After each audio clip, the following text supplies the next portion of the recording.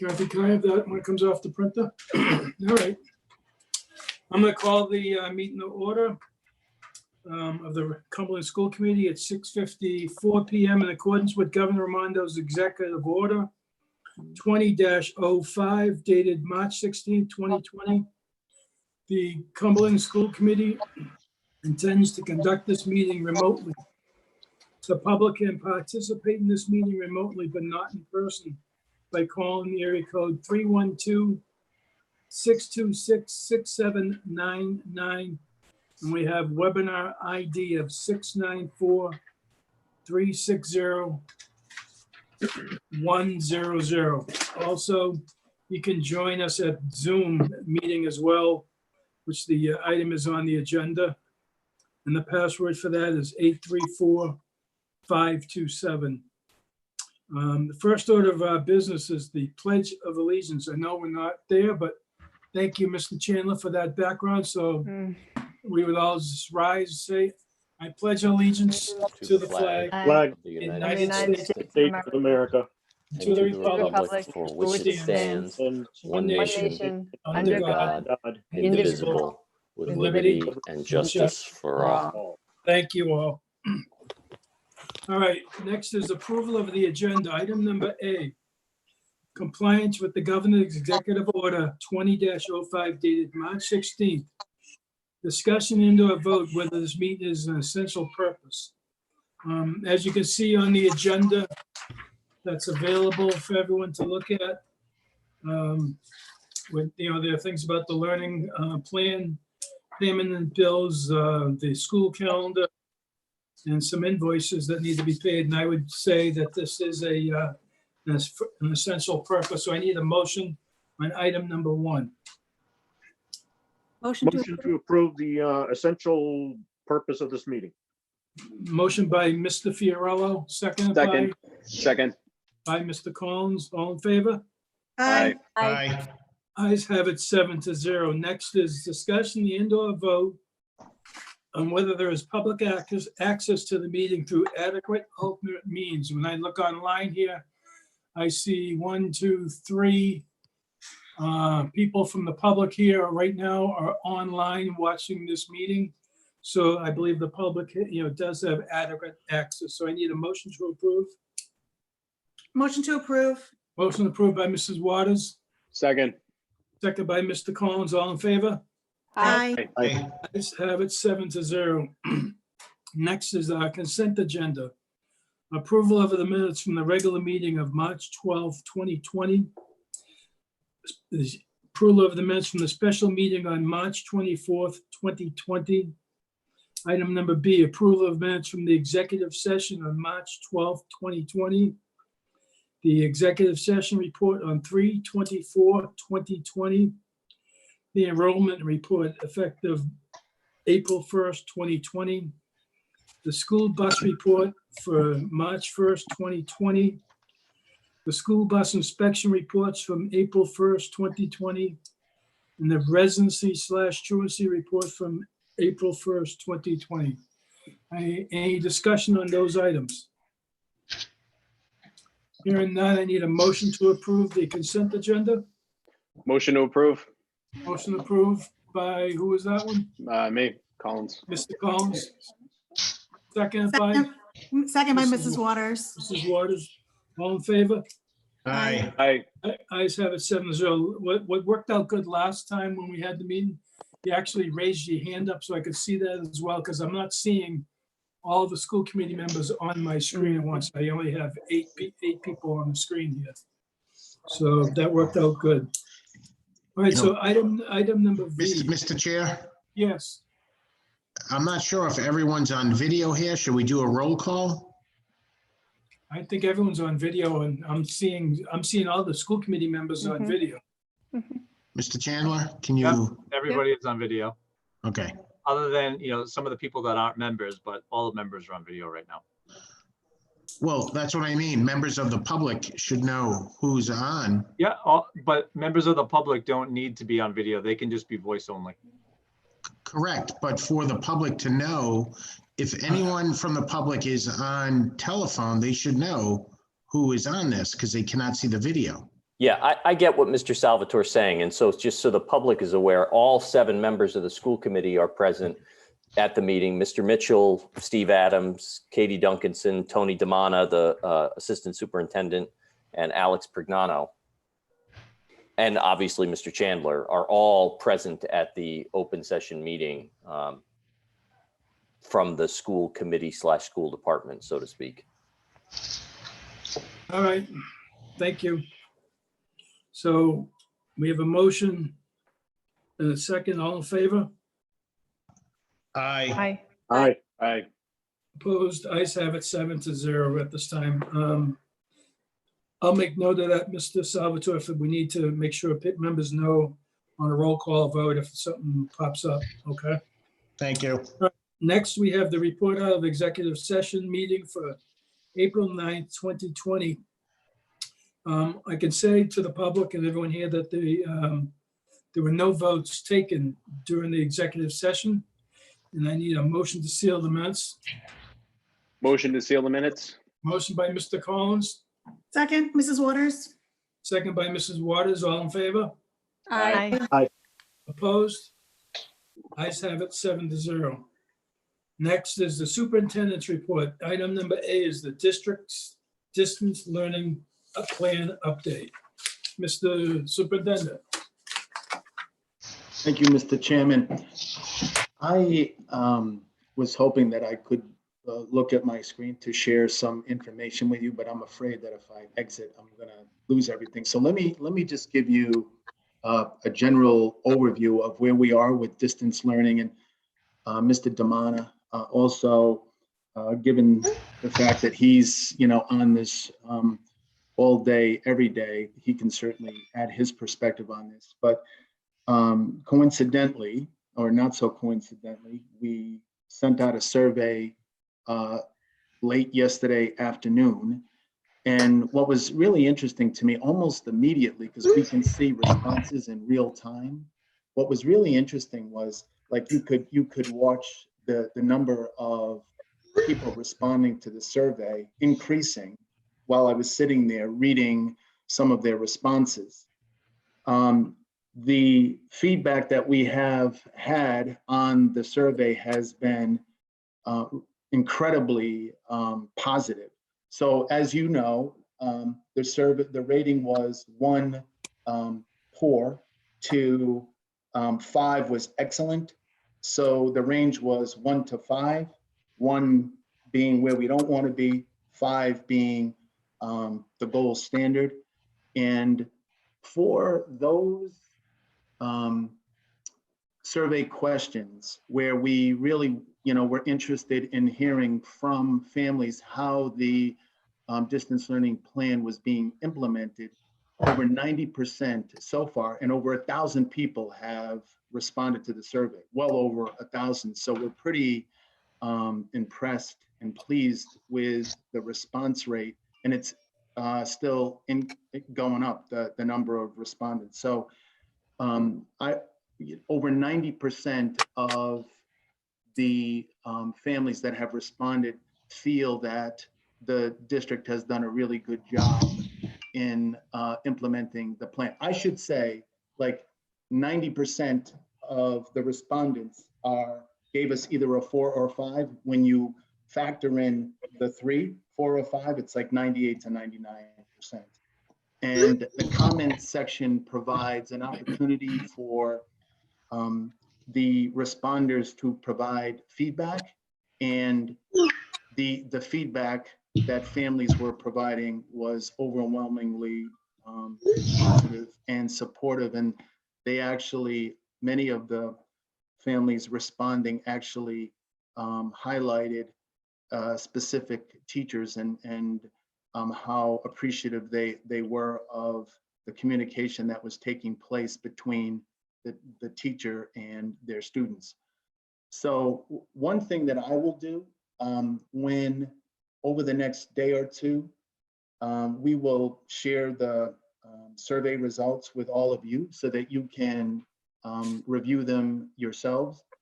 And I think you'll be pleased. I think it's a credit certainly to the the people who are in the trenches doing this work every day. I think it's a credit to the significant amount of planning that individuals who are presenting lessons. I think it highlights how much time and effort it takes to do something differently. And I also would be remiss if I, did not compliment Mr. Damana and his team, along with the principals, Dr. Santa and others who really, Mike Chandler, because everything we're doing is technology based. I mean, poor Mike is, going 24/7. So it really is, it has been a team effort. And one of the things that we're hoping will happen as a result of getting the survey out there is if there is something that we can do to help and improve the process in any way, we're hoping to get some feedback on that. So we meet, just so that you all know, we have an ongoing daily debriefing meeting at the end of every day. We hold that meeting sacred.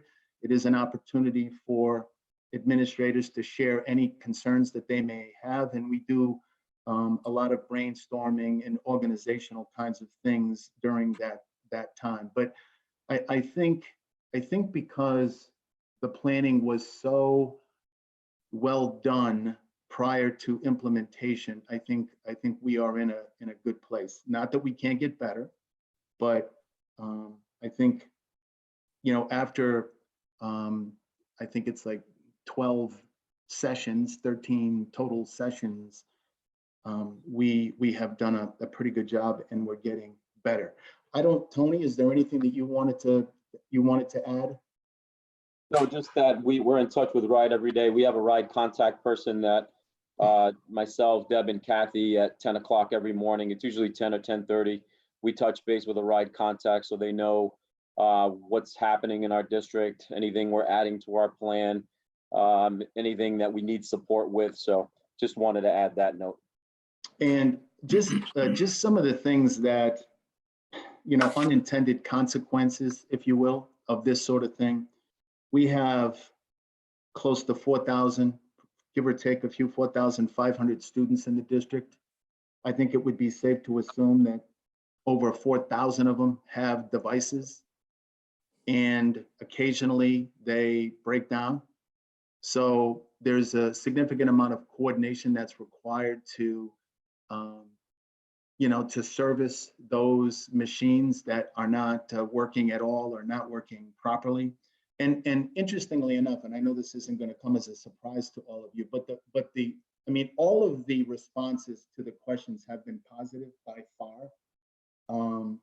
But the one, it seemed like the issues where there weren't as many positive responses were the ones related to the hardware and internet access.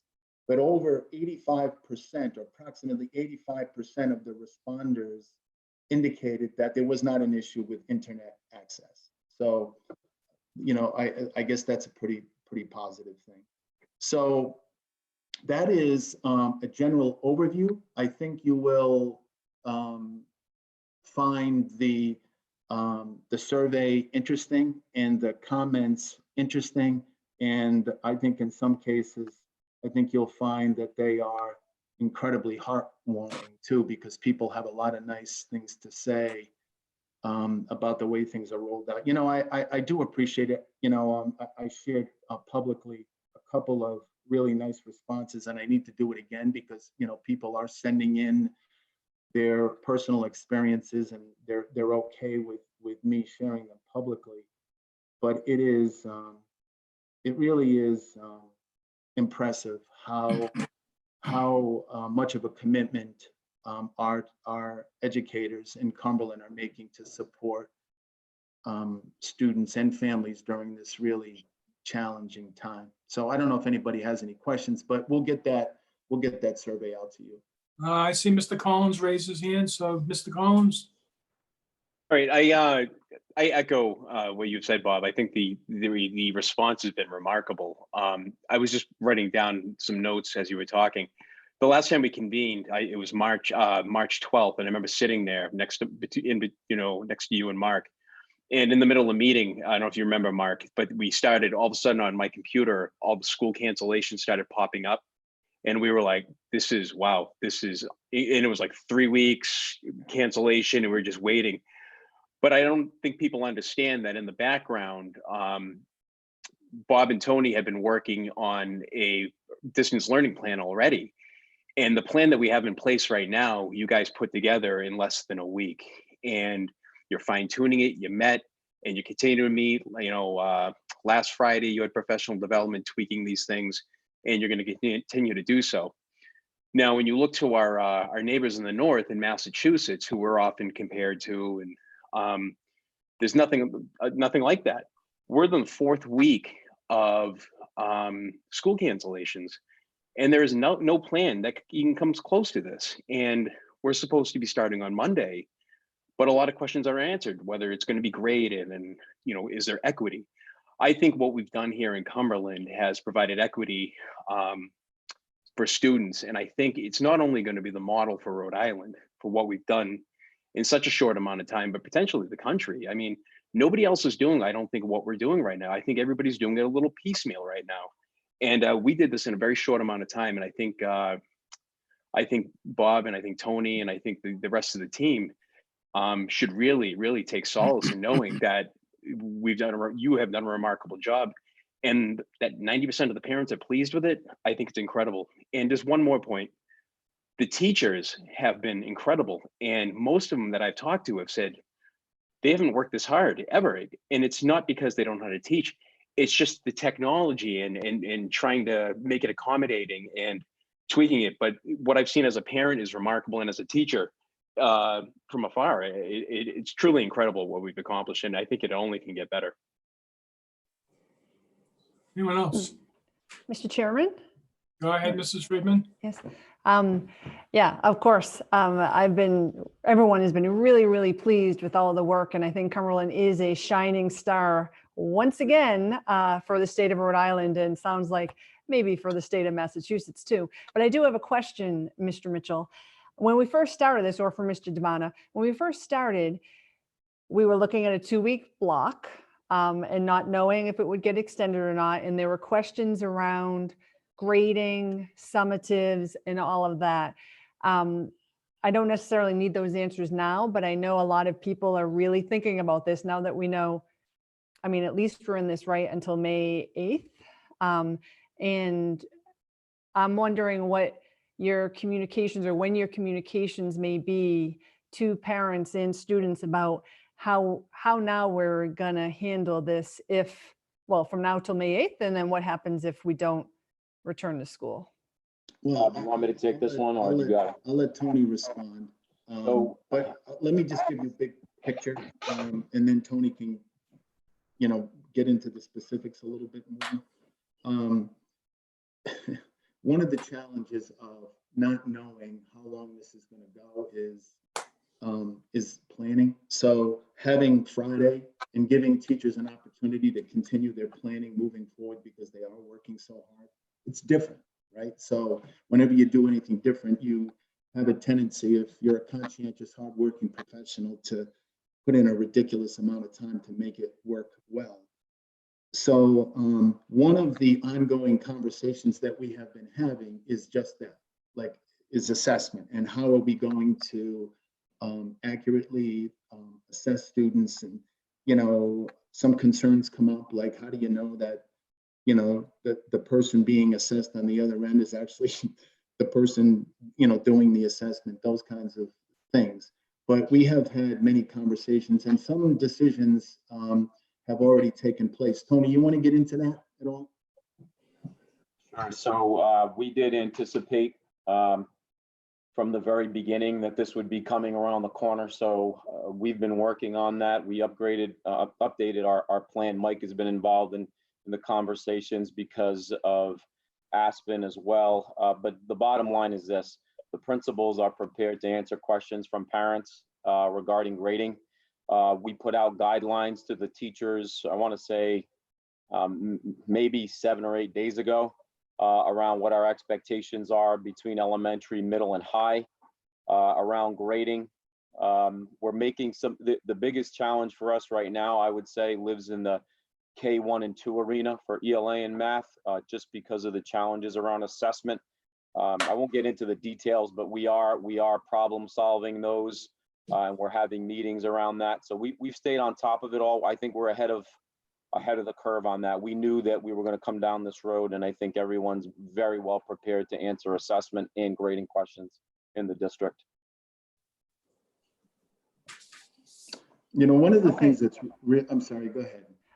So that's good to hear. And so I guess we may be able to expect that principals will communicate to their parents what the grading expectations are?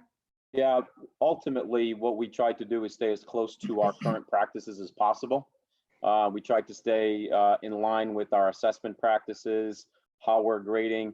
We may have to shift some of our scales at the elementary level. Like I said, K1 and 2 may be a little tricky for us. So we're working on that. I know Adolfo and his team, we've been talking at the high school level about it. So yeah, parents will be getting information around that very, very soon. Okay, thank you. You're welcome. Well, unless there's someone else, I gotta say, as a member of the school committee, sitting behind my wife because of my surgery, I can certainly, say that she's making sure her students are engaged with asking questions and making sure they all understand the work that they're doing. And I've seen her sit here for hours on end, making her plans for what she's going to teach the students to make sure it's all available. But what got me the most is I also hear the special ed teacher that may be assisting in the classroom. And, they talk about students and making sure which ones are doing the work and not doing the work, and making sure that they get it in for the grading that's happening at the high school.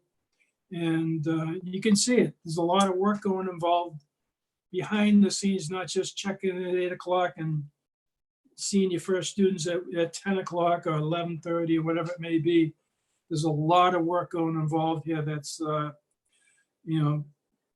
the parents are seeing that their children are engaged with their teacher, and, find that the work they're doing is meaningful, not like Massachusetts was in the beginning here, where they were just tell them, don't teach them anything new right now, just go over what you've been doing. And we're well aware of the curve, and there's no reason why Rhode Island, again, can't be an example for the state of how we got it up and running and making sure it works. And Mr. DeMonter and everyone has been involved. It's not just the administration, but it's the teachers and the teacher assistants and, everyone making sure we're doing a good job, and they're learning, to be able to move on to next year's grade, and knowing that, it wasn't a waste of the year, like some states have just given up on the schools for the year and said, oh, well, too bad.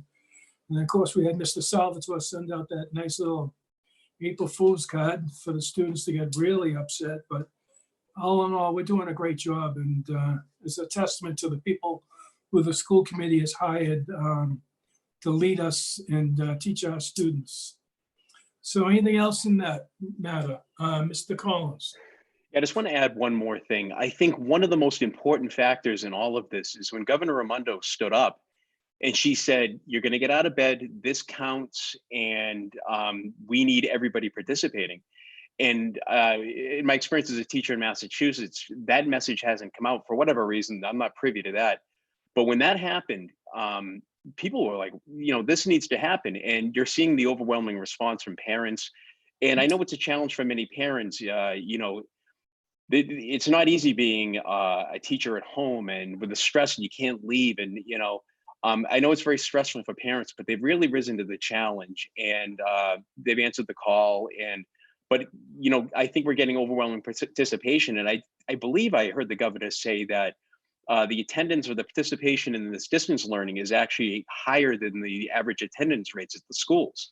So that's something that's, I think, very important as well. But when Governor Raimondo stood up and challenged everybody, to do this, that was very, very important. And I think that leadership kind of trickled down, and the message has been the same in town here. And, you know, when kids aren't logging on, we're calling home and making sure that everything's okay. You know, when kids see that their parents care and everybody cares, they become more vested in it as well. And I think that's a big factor outside of obviously the exceptional planning that Bob and Tony and the rest of the team have put together. And again, I cannot be pleased enough as a parent and just as a member of Cumberland community. Well, I think, Mr. Salvatore? I'm sorry, I did not mean to interrupt you. All right. I was just curious from Mr. Mitchell, that I'm not sure if you spoke about this, I had to step away for a minute. What percentage or how many students do we have that are not participating? Or are we having an enrollment issue of people or high school kids not getting on timely, missing class? How do we look? You're on mute. You're on mute. That's a question that we bring up daily. Participation, there have been no issues with lack of participation. No, there have been that it's a non-issue. So I have not heard anything about that. And I know initially there was a few families that didn't have internet access, and we needed to order some hotspots.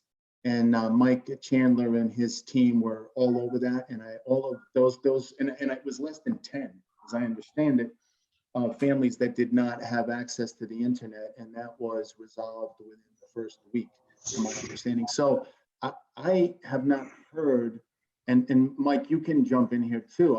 I don't know that access has been an issue, and I mean, How about kids just skipping it? When you have 4,500 kids, I'm just, you know, my sense is that there are going to be some students who aren't buying in and who may not have the sort of adult supervision that we would like to see.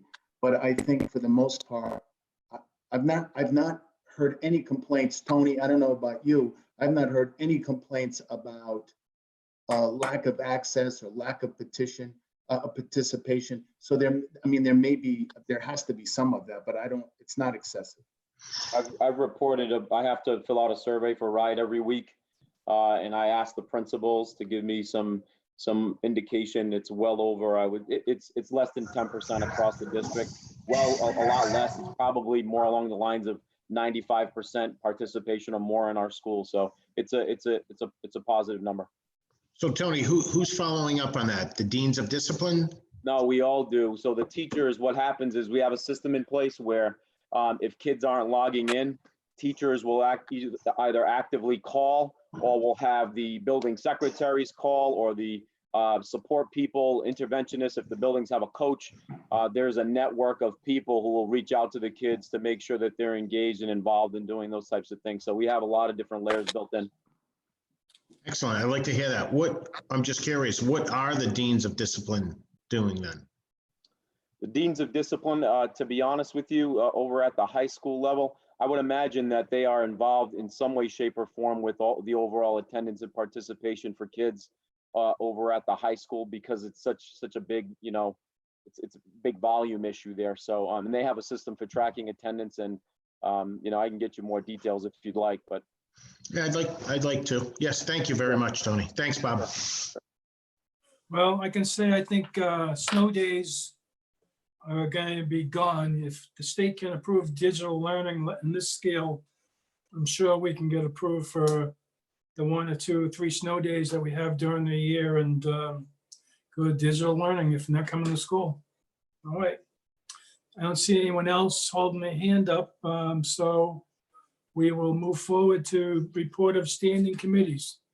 Item number A is payment of bills. Mr. Salvatore? Thank you, Chairman DeMonica. Yes, fiscal did meet tonight at, I apologize, let me just have the wrong agenda up. We met this evening at 6 p.m. Apologize. Just the payment of bills was passed 3-0 in the amount of $501,205.18. And I'd like to make a motion for the whole committee for passage. Mr. DeMonica makes a motion to approve. Motion to Mr. approve. Salvatore, yes. Motion to approve. Oh, yeah, I apologize, yeah. So we have a second Motion by to- Holmes. Second. No, it's already done, Mr. Salvatore, you gonna take the vote? Yes. All in favor?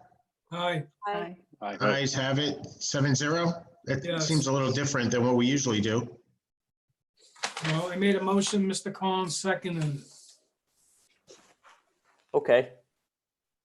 I'm right, next. sorry, Mr. DeMonica, I thought you'd take the roll call. No. You're right. I'm sorry. No worries.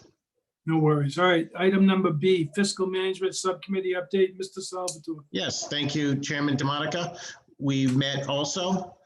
In quick overview, now that we've moved to everything on our agenda to be essential, we did have Mr. Prignano give a quick update. A couple of topics was possibly, and I say this possibly, a potential surplus due to the situation that we're in. We may have a potential surplus, but not so sure yet. We are monitoring it. And then also Mr. Mitchell and possibly someone else, I'm not sure exactly who, is meeting with the mayor next week to discuss budget situation. So that's all I have for tonight. Any All right, questions? Thank you, Mr. Salvatore. Next is item number C, policy and procedures subcommittee update, Mr. Fiorello. Policies and procedures has not met. I do not foresee us meeting anytime in the near future. I cannot see any policy issues that could cross the threshold that the governor has laid out for essential meetings. Okay, thank you.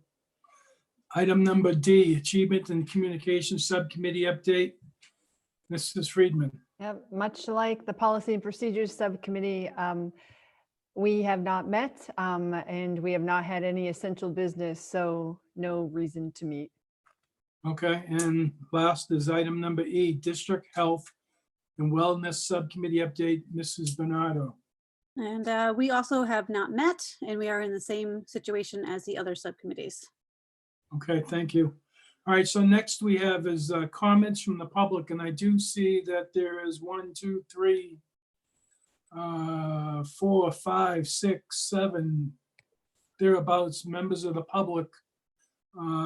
Right now is comments from the public. Mr. Chandler, could you unmute them, or are they already unmuted automatically? I can unmute them. They do have the ability to it, but I will unmute them for a minute and see if anybody has to say anything. Yeah, if you would, please. And just let me know when it's done. Okay. All right, so we have members of the public here that are in at the meeting right now, and this is the time that the school committee has for comments from the public. Is there anyone here in the public that would like to make a comment to the school committee before we proceed? You would just have to unmute yourself if you're muted and speak up. Councilman Kinch would like one. Go ahead, Mr. Kinch. Counselor, thank you for attending. Oh, you're welcome, sir, and I'm glad you're feeling better. I hope I didn't bother you with those phone calls coming right out of surgery, but thank you for taking them. Welcome. I just wanted to agree with the superintendent's comments quickly about the success of your distance learning. As you know, as school committee members and council members, we're still handling the emails and the phone calls and doing my own little survey. How's it going? Everybody's been quite thrilled with it. So I do want to thank the unsung hero, the Mr. Chandler. We're working from home sometimes, and we got some new online programs. We put it in my work, and I'm sure that was quite a task that you had to put through. So congratulations, Mr. Chandler. And I also just want to point out, following some of the stuff on Facebook, what the teachers, PTO, and parents did to make this fun and engaging for our students was quite remarkable. So I just wanted to add that. And also, Mr. Chairman, when we get down to the Collier and the stage 2, could I just make a comment when we get that far down? You certainly can. Thank you, sir. I'll mute. All right, anyone else here that would like to comment? I don't hear anyone's mute going off. So at this time, Mr. Chandler, could you mute them again? Okay. And we're gonna go to item number 9, which is old business. Item number A is discussion and/or vote to approve the 2021 school calendar. We have option A with the August start date. We have option B with the August start date with the winter recess. Option C with the September start date. And option D, which is the September start date with the winter recess in February. And all of them do include the April recess. So I don't know what school committee members have for a comment in regards to this. I know we're late getting this done because we needed to know a lot more about the proposed $83 million bond school construction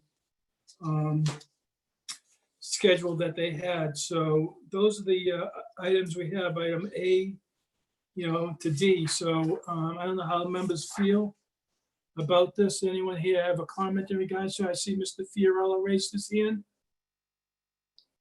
Mr. Mitchell, has RIDE offered any suggestions on start dates? I know that there was some concerns about, coronavirus issues going all the way into the summer. I think, one of the things that superintendents are anxious to hear is, how the end of school year activities are going to be impacted. So, the governor has decided to take this 1 month at a time.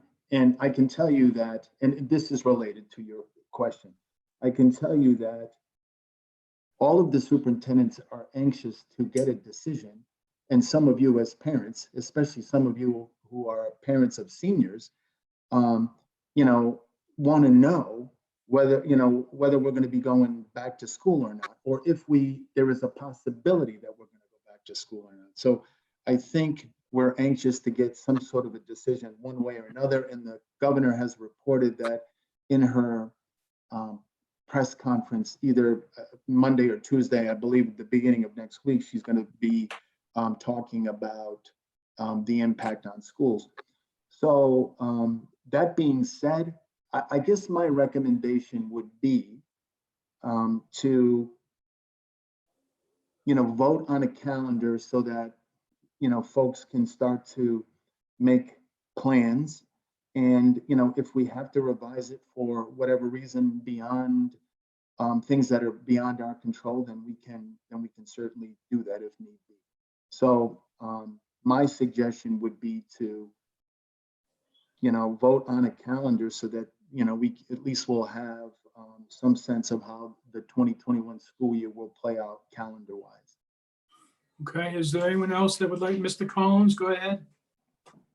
It seems like so long ago that this was the hottest issue that we were facing, and I kind of long for those days. But I think I agree with Mr. Mitchell that we do have to vote on this.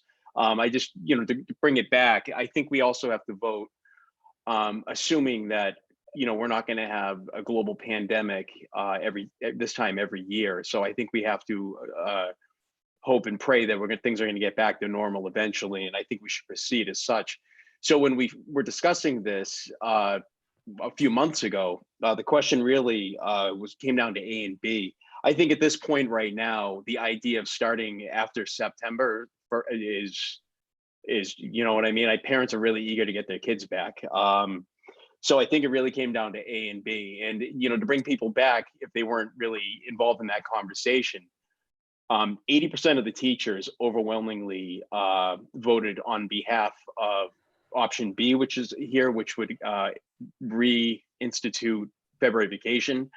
There were some questions, and we had internal discussions back when that was the case, about having extra days, skipping vacation, the potential impact on student achievement. I still haven't found any evidence that not having February vacation has any impact on student achievement. So I'm prepared to vote tonight. I don't know if everybody else is.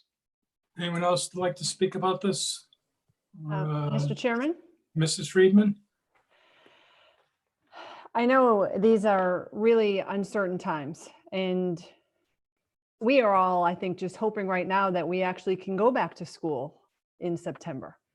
There's a real possibility that, we don't know what that will bring. I'm torn on this because normally I would say start in August so we can finish earlier in June. We're not even certain what kind of summer vacation any of us may have and whether we can go anywhere or do anything. So there is a part of me that thinks about starting this in September to give us a little extra time to get ready to go back. And then maybe even have a little bit of summer vacation where we can go out of our houses, but that is uncertain too. As for February vacation, I don't see, considering how much time we are all now at home, I'm personally not in favor of February vacation. I don't see the need to bring it back. We got rid of it several years ago. So I wouldn't vote in favor of February vacation. And right now I'm looking at August, whether to start in August or whether to start in September. Okay, Mr. Collins? I just, to Karen's point, I actually just don't, considering what the teachers are going through right now, I think more than ever, we have to listen to them. And I would say if you polled the teachers today, that 80% would be in the high 90s. And when you have an overwhelming majority of our teachers who are asking for something and very little in return, I don't think we can ignore them. Okay, Mr. Salvatore? I'm just curious, Mrs. Friedman, so you support option C, September start date, no winter vacation? Oh, well, I said, I was looking at option A or option C. Yes. I'm in favor of option C myself. All right, anyone Thank else would like to speak on it? I mean, for myself personally, I'm in favor of option B. It's not because of the teachers overwhelmingly voted to want February vacation, because I've been hearing that in my household now for a few years. But in light of this pandemic that's going around the world, I think we need to close the schools so that they can be thoroughly cleaned for that time of the year when the colds and flu season is rampant.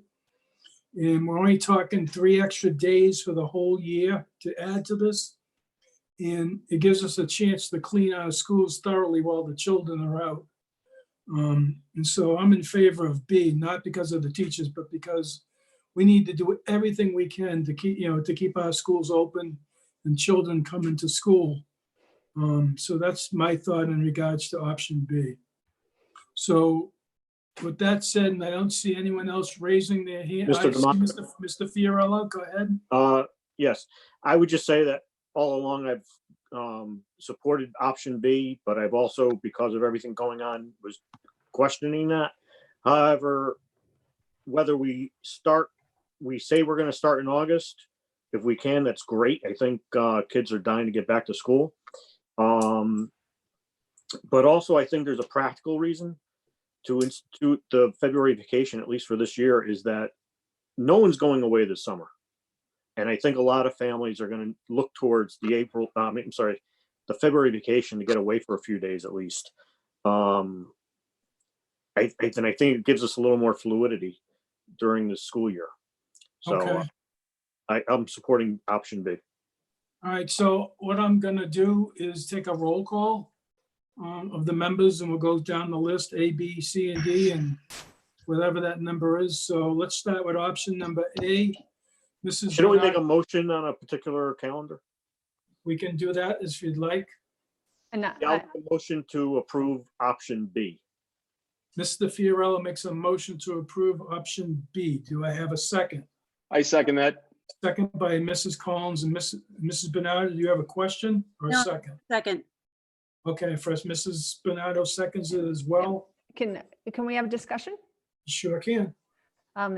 So I actually, Mr. Fiorello, I think you do make a good point about that February vacation, in that we may not have a summer vacation, and that may be a time, you know, if a vaccine is underway and lots of other things and all the stars align, that maybe there will be some opportunity. Yeah, it makes then. sense. And I could see for the 2020, 2021 school year that we potentially could, you know, make an exception to the way that we have had our calendar for several years.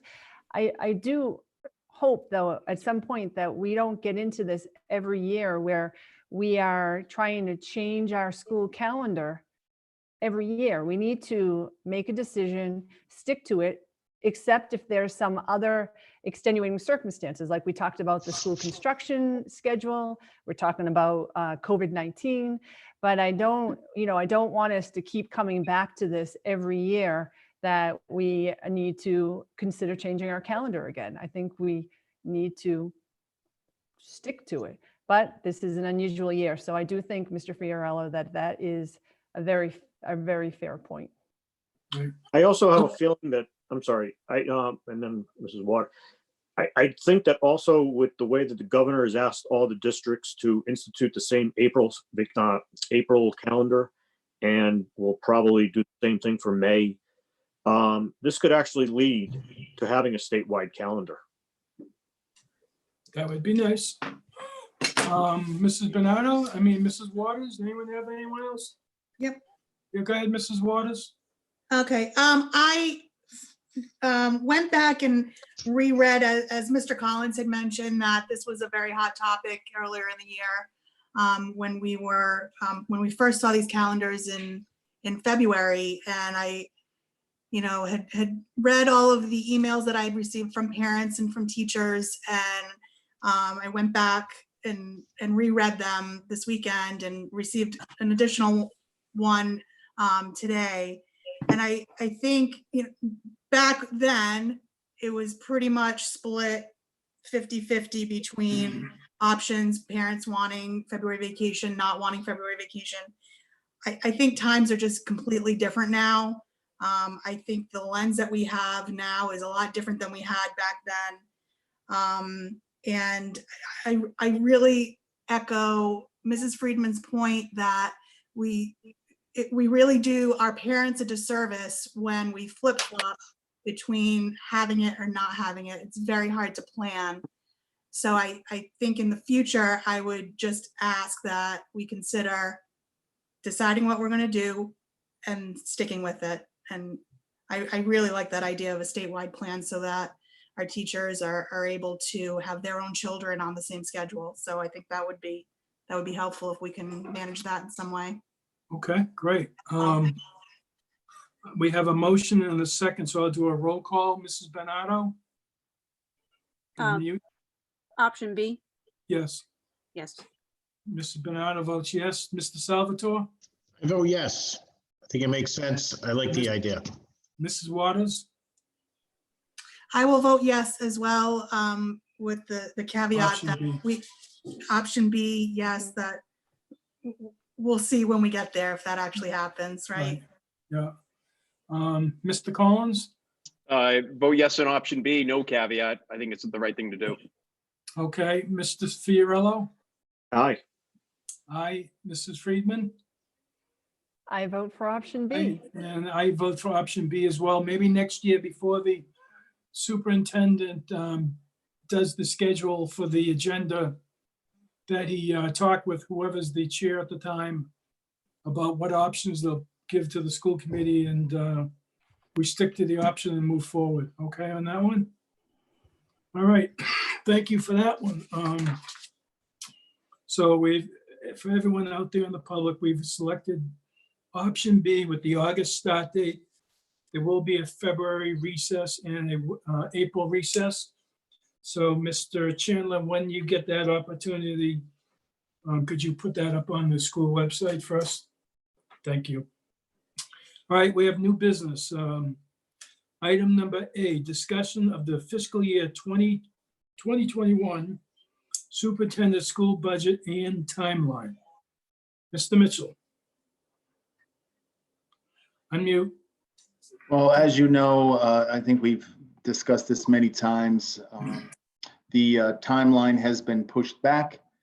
We have a meeting with the mayor next week to hopefully get some sense of where we are with the town appropriation to the school department.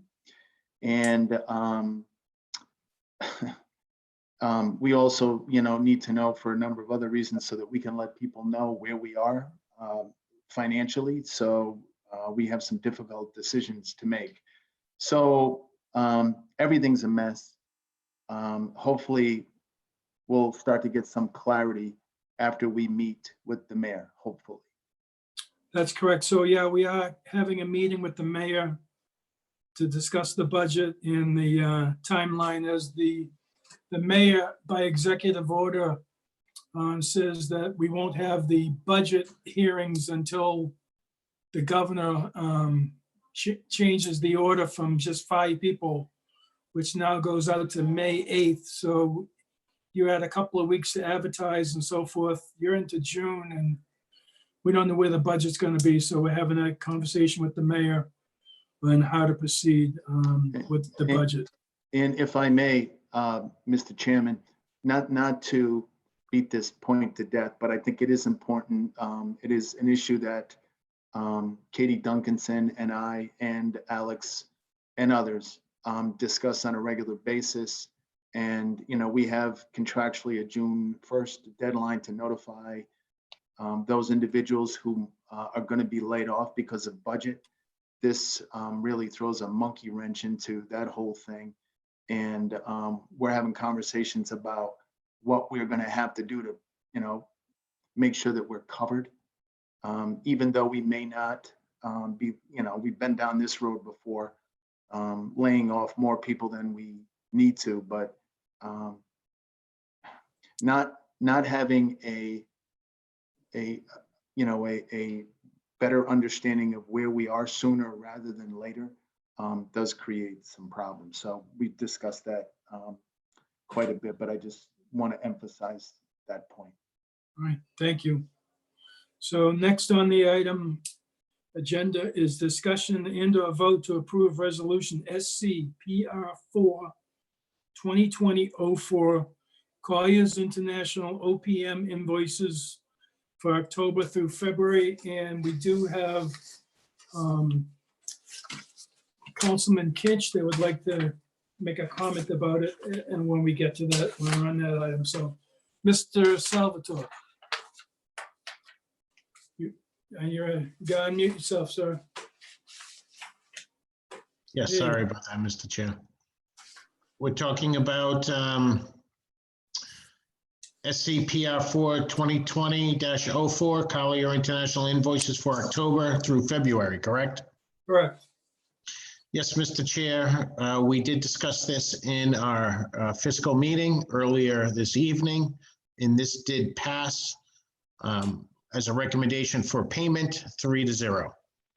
Great. So I'd like to make a motion that the committee passes this.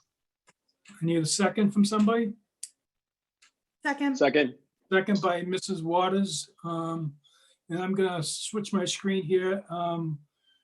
Mr. Chandler, could you unmute the one on the telephone? Councilor Kinch? Yeah, thank you, Mr. Chair. What I did want to ask, and maybe there's a little housekeeping issue with it, but what is the amount of that bill? I know we approved like $230 for Toronto earlier.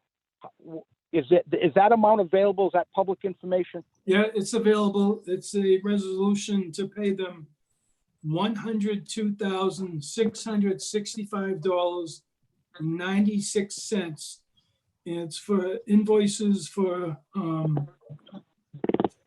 let's see, just give me 1 second. invoices for October through February 2020.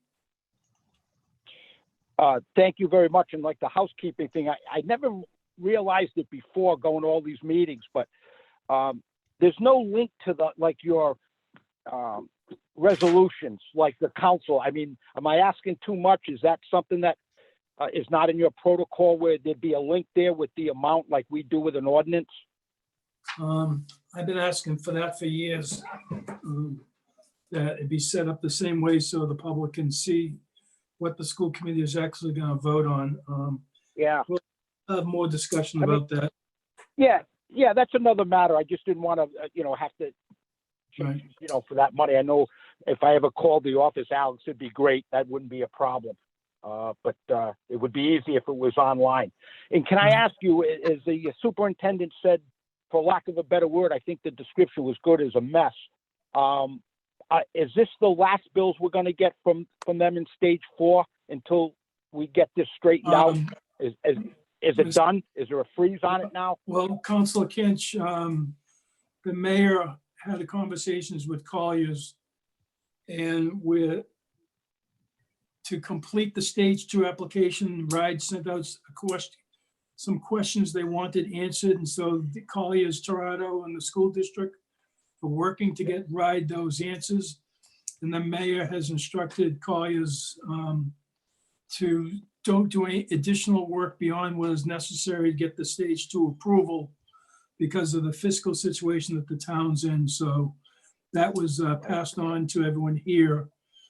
So that's what we're working on now. I don't know if they'll give us another bill for March, but everyone understands there's no work to be done further than what's necessary to get the RIDE approval for the stage 2 application.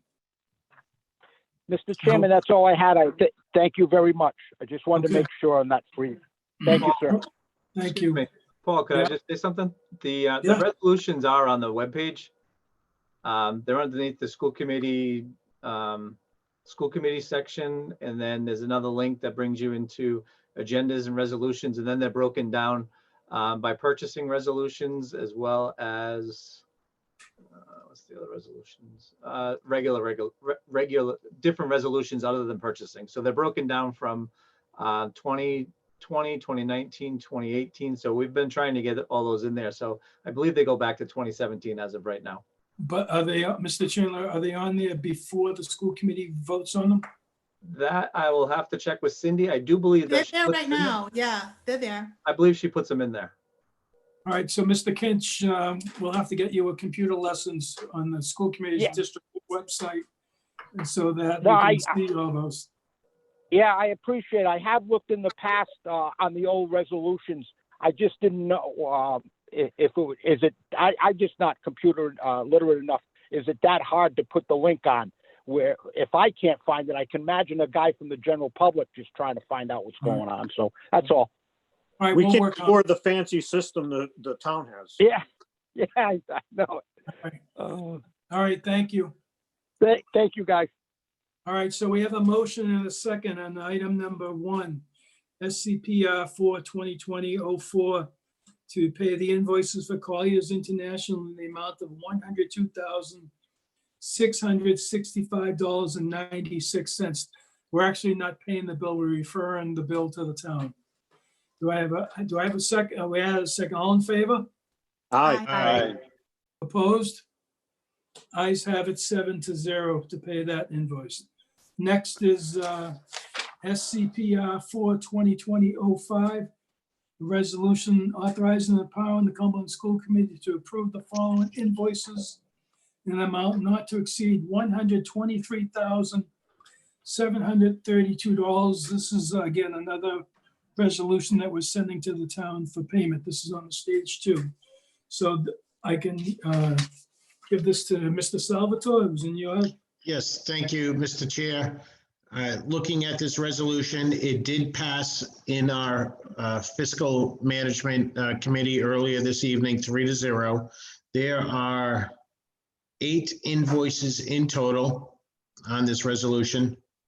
And you are correct, totaling $123,732. And I'd like to make a motion for passage. Mr. Salvatore makes a motion to pass. Second. Second by Mrs. Waters. Just for the record, this is something that I had addressed the town council on, that it needed to get done. At that time, it was about $100,000. And they had a couple of items that were not bid on, and so they went through Gerardo Architects, where they were able to get the work done for the stage 2 application. So this will go back to the town for payment. So we have a motion and we have a second by Mrs. Waters. Any discussion? All right, hearing none, all in favor? Aye. Aye. Opposed?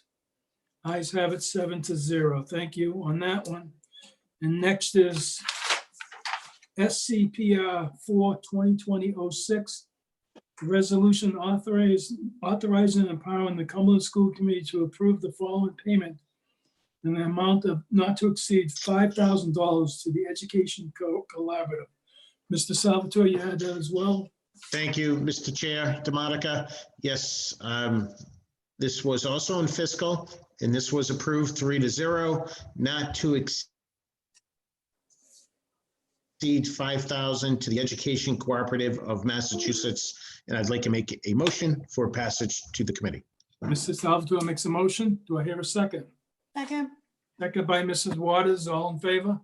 Aye. Aye. Opposed? Ayes have it 7-0. Thank you. Thank you, Mr. Chair.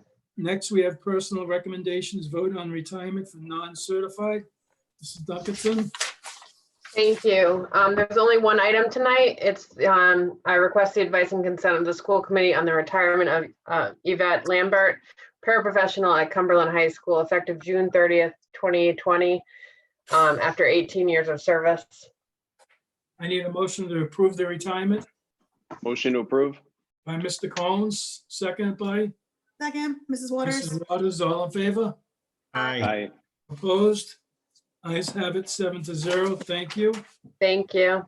Next is school committee comments, school liaison reports. Any the school committee members have comments they would like to say? Mrs. Friedman. Mrs. Freeman, go ahead. Oh, I just, in case you haven't seen the announcement that went up just before our meeting, the mayor's office is having the Easter Bunny go through town on the elementary school bus routes on Saturday, starting at 10 a.m. There's no set time for where it's going to be. He says, just listen for the sirens and wave to the Easter Bunny as it goes by.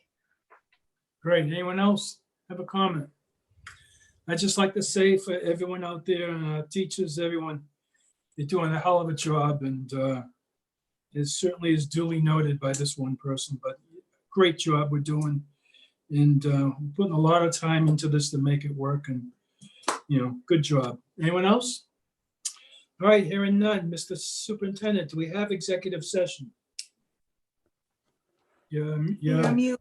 Sorry, no, we do not, Mr. Chairman. Thank you. You do not. Motion to adjourn. Motion adjourned by Mr. Fiorello, Second, second Mrs. by Friedman. Mrs. Friedman. All in favor? Aye. Aye. Opposed? Ayes have it 7-0. Thank you all, and thank you. Thanks, everybody. Have a good night. Good Take evening. care. Thanks, everyone. Happy Good Easter night. to everybody too. And happy Passover. And happy Passover. And Passover as well.